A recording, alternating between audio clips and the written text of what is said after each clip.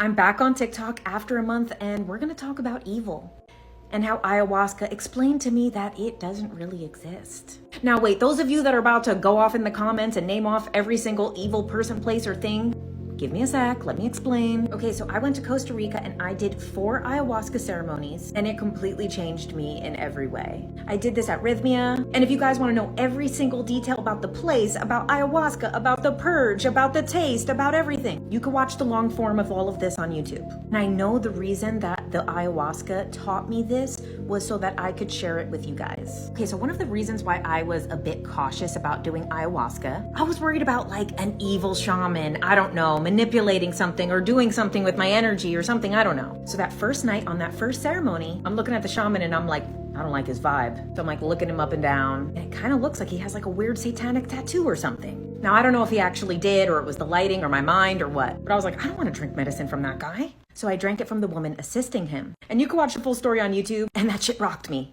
hard. But about halfway through the ceremony, I felt my heart completely heal and just burst open in a way I've never felt. Or literally, I wanted people who have harmed me to experience this healing as well. Okay, so fast forward to night 2. That same shaman that I was a little weary of was there as an assistant on the second night. But now my heart is fully open and I have a new perspective. And night 2 is absolute fucking Looney Tunes. Insane asylum. People are going through it. And I see this dark shaman. It's very dark in the room. He's just like a shadow. And there's a woman helping him who's also just like a dark shadow. And I just can't help but see the beauty in what they're doing. And then Mother Ayahuasca says to me, now you get it. He needed to be here. He needs to hold a space for darkness because all of you guys come here with your demons, your pain, your suffering, your trauma, and he's not afraid to take it from you.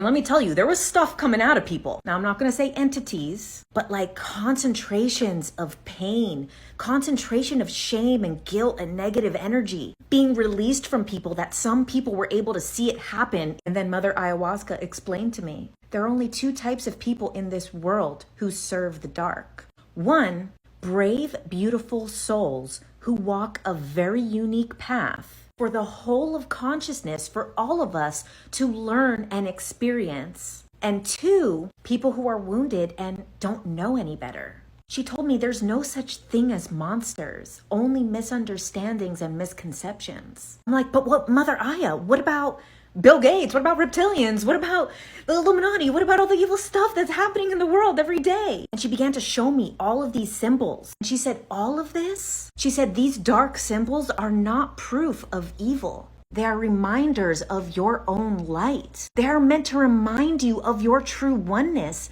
of the true light within you. And she said these truth seekers, and you know what I mean, there's all these videos of people pointing out the Illuminati symbols and the evil symbols in music videos and all of that. She said these people have stopped being truth seekers and have become knowers. They've stopped seeking and they think they know the truth behind all of this. She said if they continue to seek, they will all find out that we are all one and this is all part of it. And by the way, guys, I actually did experience the oneness on night 4. Lost my fucking mind. Saw the Matrix, saw the simulation, experienced oneness. That's another video. When I got home, I'm like, but what about the darkness in the world? What about what's going on in Maui and all of these places, the suffering? I was reminded of the never-ending story where Bastian is reading a book about the nothing, the darkness of the nothing consuming all of Fantasia. And darkness and nothing is consuming this beautiful land and eating it up. And Bastian is watching all of this get consumed, and he's reading the story and watching all of the horrors take over everything that was beautiful, all of nature. And he doesn't realize that it's him who has to do something. Then there's basically nothing left except for the Empress. She tells him, please, Bastian, give me a name. Just before darkness is about to consume the very last thing, Bastian is left with no choice but to find his own strength and to do something himself. He calls out her name just in time to save the very last grain of sand that existed. With this little bit of light, able to build a whole new world, a whole new Fantasia. So we can look around at the darkness and the evils in the world and be angry and want to fight it and want to combat light versus dark, good versus evil. It's not until we really, truly find the light and our own power that we will be able to truly change it and transform it.